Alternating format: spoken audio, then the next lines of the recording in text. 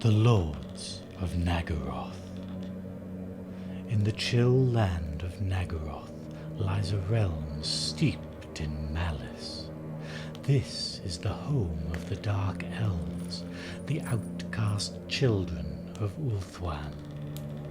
They watch the world with malevolent eyes, knowing it is their birthright to rule and the destiny of others to serve, if they are permitted to survive at all. Yet the Dark Elves know that they cannot claim their glorious inheritance, whilst the hated High Elves endure. They are two halves of a race sundered long ago, separated by the greatest betrayal ever to occur in all the ages of the world. Even should every other land bow to their rule, the Naggarothi will not rest until they have brought ruin to Ulthuan, toppled its temples, and driven the High Elves into the sea. On that day, the Witch King of Naggaroth will finally claim a throne long denied him, and the rule of the Dark Elves will spread to every corner of the world. The Dark Elves. The history of the Dark Elves is one of betrayal, of birthrights denied, and retribution long overdue. The future they desire is one of glorious dominion, where the gleaming spires of their hated enemies are cast down, and the rule of their immortal Witch King, Malekith, reaches every corner of the globe. Once the elven peoples were united in common cause, battling as one against the perils of chaos. Those who would one day become the Dark Elves fought in the forefront of this terrible war, spilling their blood to protect the land of Ulthuan and the lives of their kin.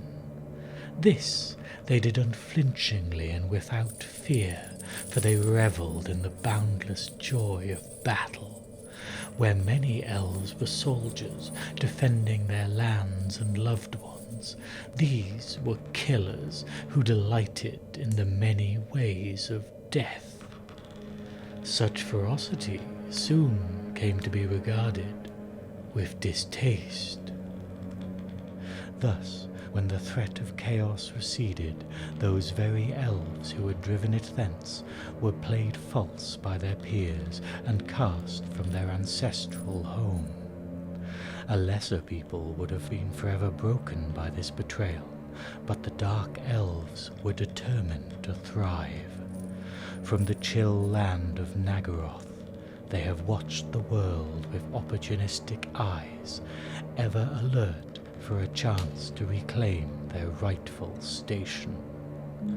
In that bleak realm, the Dark Elves found a home as unforgiving as themselves, a fit site from which to plan a deserved vengeance. Thus do the dread hosts of Naggaroth spread across the world, their fell banners dancing grimly on the wind, each warrior alert to the prospect of wicked joy that every battle brings.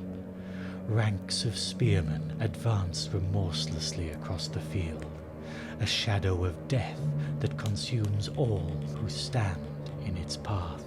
Black-ark corsairs, given monstrous aspect by their scaled cloaks, hack through the foe, each chill-hearted pirate determined that his blade work and cunning will outdo that of his fellows. War hydras thunder into the fray, trampling those who stand their ground, belching forth dark flame to consume those who flee. Cold One knights strike home in a blur of steel and claw, the cold skill of the riders matched only by the savagery of their steeds. Sorceresses unleash their dark and forbidden magic, stripping flesh from bone and soul from body. Blood-drenched witch elves dance among the carnage, slashing with frenzied abandon at all who come within reach. Directing every assault are the black-hearted dreadlords of NAGGAROTH, who expend the lives of their followers as easy and with as little compunction as they order the destruction of the foe. The Elven races. The Dark Elves, or the Druchii as they account themselves, are not the only Elven race to walk the world. They are but one of 3 great civilizations to have sprung from Ulthuan's cradle, though they dismiss the others as snivelling and effete weaklings, unfit to inherit the legacies of ancient times. East of NAGGAROTH, still rooted to the fractured land of Ulthuan, dwell the High Elves, the Asur. Between these 2 realms there can never be peace, for the betrayals of old were but the opening volleys in a close fought and bitter war that has only escalated as the millennia have flowed past. Whilst the Dark Elves aim to rule the world, they at least make their ambition plain. Not so the High Elves, who seek control under the guise of protection, and care not for what consequence this might have upon the other lands. Further eastward still, upon a continent infested with humans and other barbaric primitives, lies Athel-Loren, the realm of the Wood Elves, the Azrai. The Wood Elves are held in contempt by both the Dark Elves and the High Elves, for they seek neither to rule nor control, only to endure. No matter their allegiance, all elves are long-lived to the point of immortality, possessed of a self-assurance that falls little short of otherworldliness. They are swift of both body and reflex, capable of an effortless grace that shames the most elegant of men. Though all elves can broadly be accounted equal, the Dark Elves deem that only they make full use of their natural gifts, for they alone of elven kind do not allow such concepts as mercy and tradition to shackle their deeds. Elves are cunning of mind and clever beyond the ken of lesser mortals. Their every word conceals a depth of meaning that is altered wholly by the slightest change of inflection or stance. Dark Elves in particular are adept at the art of twisting speech to serve their cause, and can gleefully manipulate the emotions of another to whatever end best suits their own interests. Thus do the Naggarothi make and break alliances in a careless fashion, knowing that their silver tongues can always be counted upon to heal the wounds of the past. It is this, more than anything else, which renders Dark Elf society so opportunistic and impetuous. When the deeds of old can be erased by a cleverly spoken word, what need is there for integrity and law? Though a Dark Elf's swiftness of mind and deftness of body serve him well individually, it is the combination of the two that grants him such murderous prowess in battle. Every detail of an opponent's poise and stance speaks volumes to an attentive elf, telling him not only when and where the enemy intends to strike, but also the manner in which the act of attacking will weaken the foe's guard. Thus has many an enemy died midway through a blow he thought fit to end the battle, his life stolen by an impossibly swift blade, guided by a quicksilver mind. The touch of chaos. Chaos has left its mark upon the elves, just as it has upon almost all of the races of the world. In this race, however, the power of the dark gods has taken a subtle form. It has fanned the arrogance of the elven soul, reinforcing all that is prideful and hubristic. Long ago, compassion could have been said to be the elves' defining trait, for such was the nature granted them by the Old Ones. But now, generosity has been eclipsed by narcissism, empathy by conceit. However, chaos has not changed all the elves in equal manner.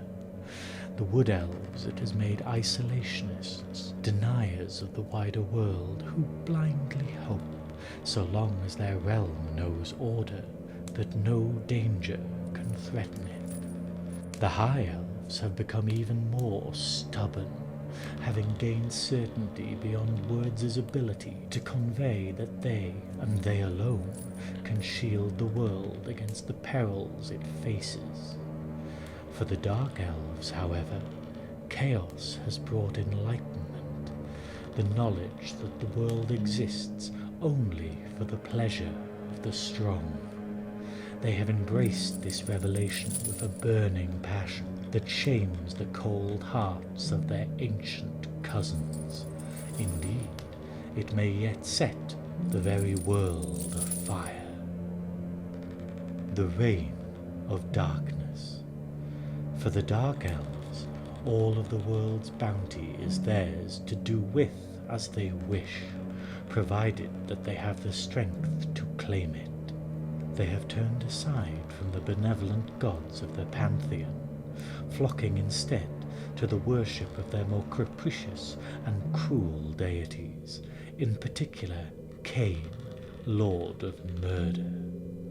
It is a match well made, for the Dark Elves care nothing for the sanctity of life, and consider the lesser races to be nothing more than insects begging to be ground beneath a boot heel, if no more productive or entertaining use can be found for them.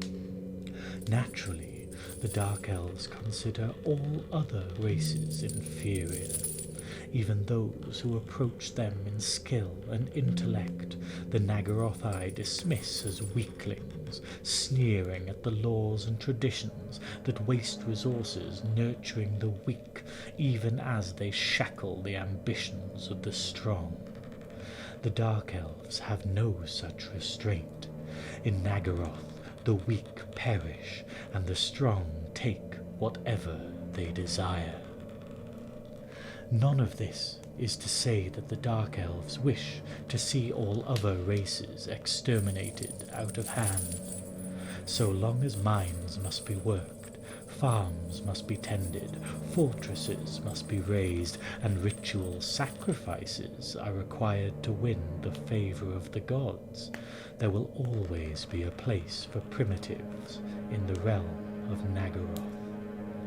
Indeed, some of the more capable barbarians can even be wielded as weapons in their own right, manipulated by threats, trinkets, and empty promises into assailing the shores of hated Ulthuan, or else wreaking havoc upon the high seas. Only the High Elves have no hope of survival under the yoke of NAGGAROTHI rule, for every Dark Elf dreams of the day when their ancient enemies will at last be scoured from every corner of the world. None consider the possibility that, when the last High Elf dies, screaming in agony upon Cain's altar, the ultimate victory might leave a void of purpose that is impossible to fill. On that day, the Dark Elves will learn just how much of their souls have been devoured by their ancient hatred, and they may not find the tally to their liking. Until that day finally dawns, the Dark Elves will continue their bloody quest as they always have. Great raiding fleets knights, their sails black against the night sky, bring woe and destruction to all the shores of the world, bearing terror and death to distant realms, often for no better reason than because there is no one who can stand against them. With every year that passes, the power of Naggaroth ascends to greater heights, built upon the backs of slaves and fueled by a constant stream of plunder from far-off lands. As the other elder races fade, the Dark Elves thrive, knowing that their hour has at last come. Storm clouds gather across the high elf realms, and the Witch King's malevolent laughter echoes upon the wind. Naggaroth will rise, Ulthuan will fall, and a vengeance thousands of years in the making will finally see its bloody conclusion.